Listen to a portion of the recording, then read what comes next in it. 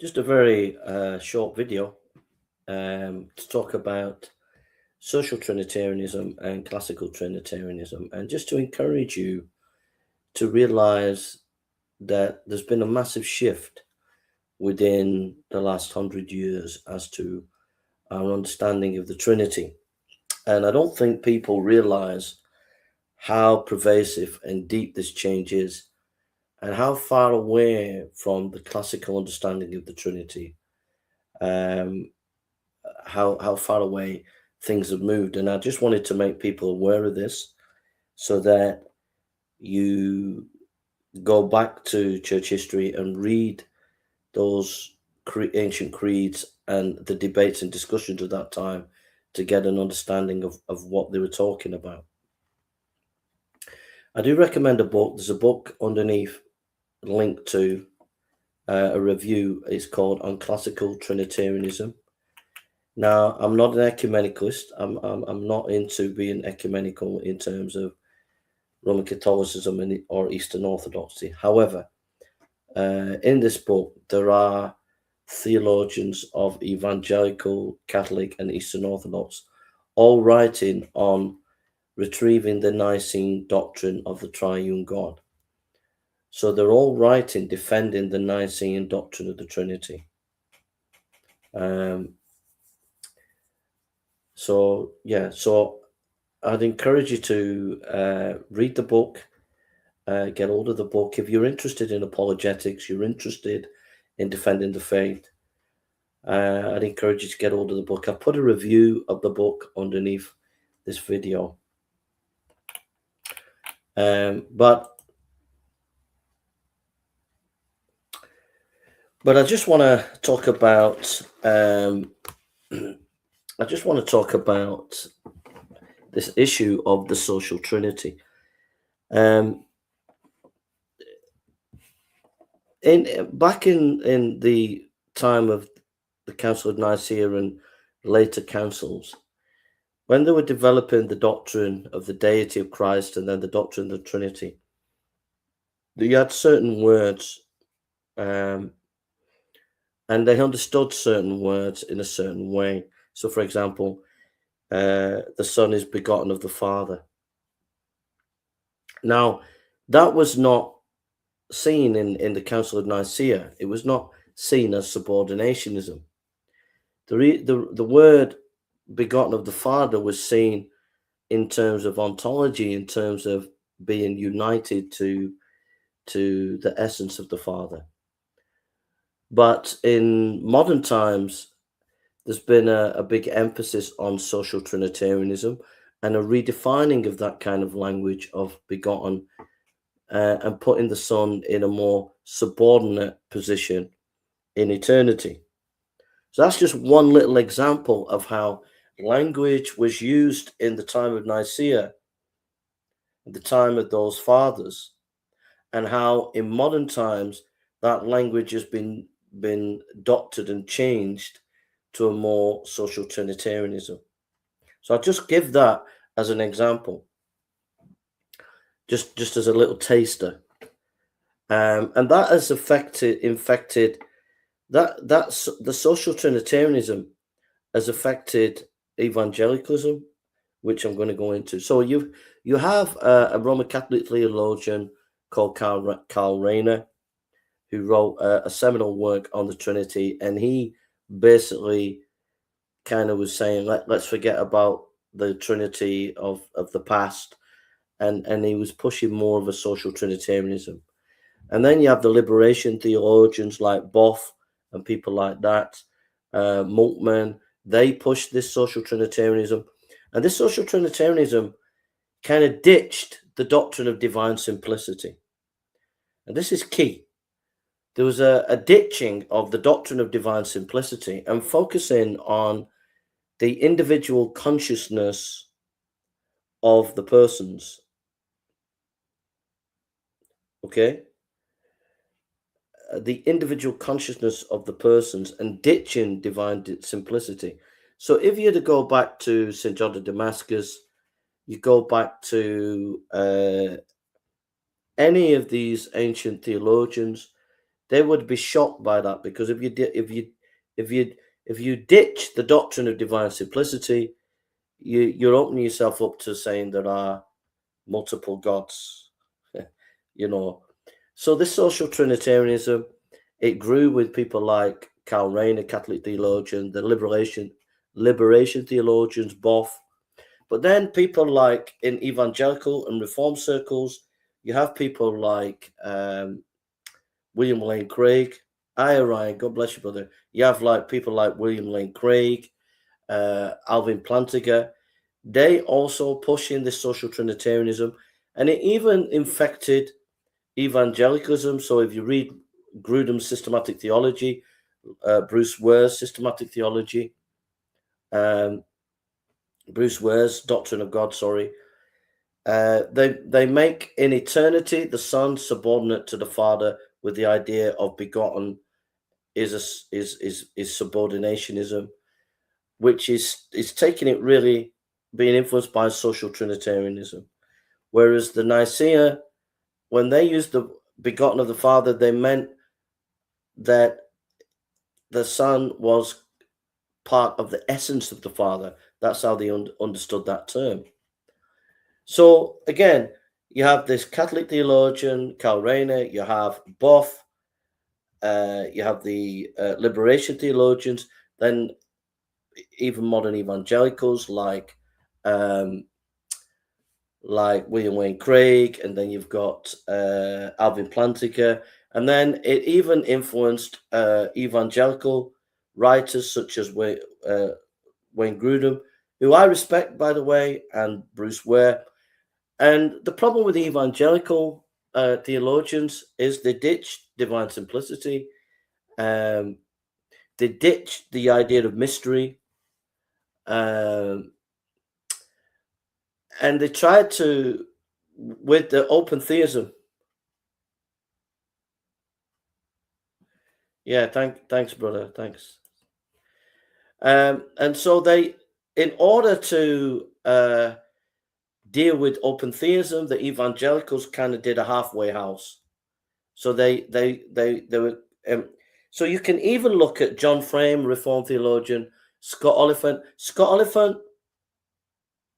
Reformed theologian, even said that there were attributes added to God through the covenant.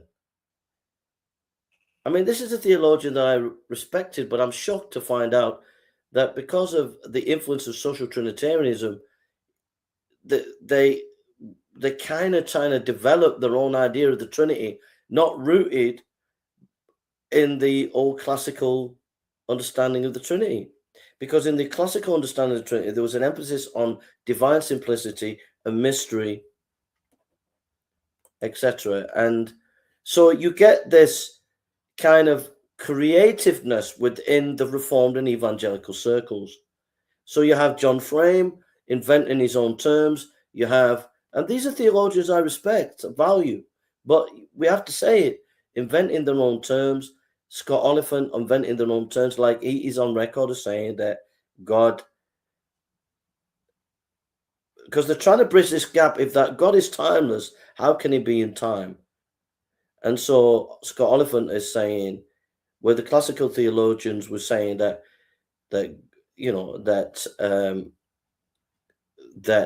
God doesn't need anything, and so there was a mystery to that, whereas many evangelical theologians are trying to understand, well, how can God be in time and not change? But then they will try to bridge the gap between open theism and classical Trinitarianism and have it a halfway house where God can change in time. And so you have the idea that because of the covenant, Oliphant is saying that there was an attribute added to God, which is crazy. Absolute craziness.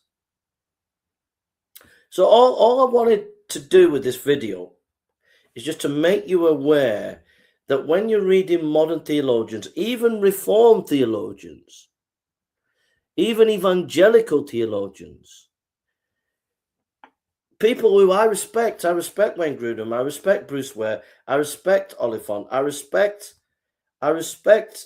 John Frame, but you have to be aware that there's been massive experimentation in teaching the doctrine of the Trinity in modern times over the last 100 years. And when they use language in the modern age about the Trinity, there's very little understanding of the deep rootedness of the classical language that was used at the Council of Nicaea and these church fathers. And it's a completely foolishness to try and be creative in the modern times and not be rooted exegetically to the Scripture and to the classical understanding of the Trinity. So that's all I wanted to do, is to bring this to your attention, that you need to be aware that there has been a sea change in modern times where the social Trinitarianism has taken deep root. And the problem with social Trinitarianism is because it posits three consciousness persons within the Trinity and ditches divine simplicity and ditches mystery and other things, it's well in dangerous, because it then can be accused of believing in three gods. All right, so that's all I wanted to say. I just wanted to share that today. Ryan, God bless you, brother. So yeah, so just a little video there, just to make you think about that. So I put a link to the book, but I think it's something that you need to be aware of as apologists, those who are doing apologetics, that to not slip into this social Trinitarianism, and not to slip into reading modern books on the Trinity, whichever. It can be Catholic, Eastern Orthodox, it can be Reformed, it can be Evangelical.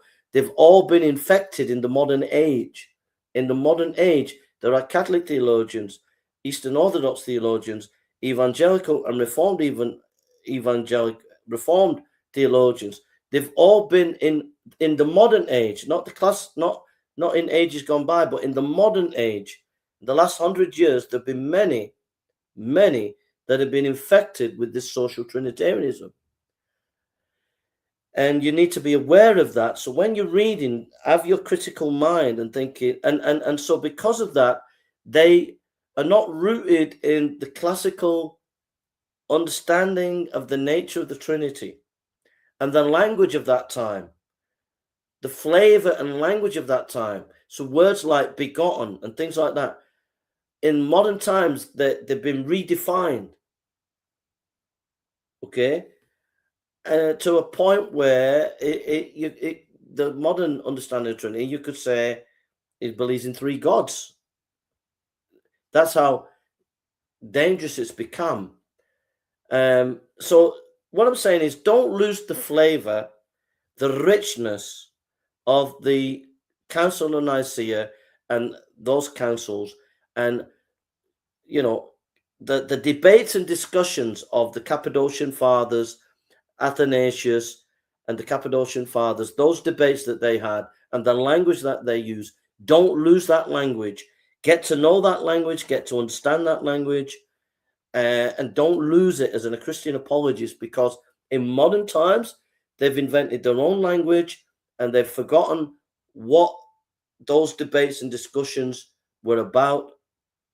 And because of that, the richness of the doctrine of the Trinity has been lost in modern times. There are some theologians, and this book is an example of many theologians that are calling people back to the Council of Nicaea and the thing there, the more classical understanding. But I'm just saying that I'm just trying to make you aware, and it's like a complete avalanche has come. And imagine you've got a car, right? And an avalanche came and covered the car. The doctrine of the Trinity classically is here, and the avalanche of modern social Trinitarianism has engulfed the classical understanding. And I'm just making you aware of that you need to push the dirt away and get back to the classical understanding, because the ditching of the divine simplicity, the ditching of mystery, the reinterpreting of words has meant that, and inventions have meant that there's been a loss of the richness of the past, and also dangerous innovations like Oliphant. I was shocked to hear Oliphant. He's a Reformed theologian, and he's on record of saying that because of the covenant, it brought in a new attribute of God. And I think that's crazy. That is just absolute craziness, absolute craziness. And people like John Frame inventing terms and things as well. I mean, craziness, really. So those are my thoughts. Ryan, God bless you, bro. And anybody else who's watched this video. I gotta go. It's just a little video. I hope it encourages you to go deeper onto this topic and to avoid social Trinitarianism like the plague. God bless you and take care.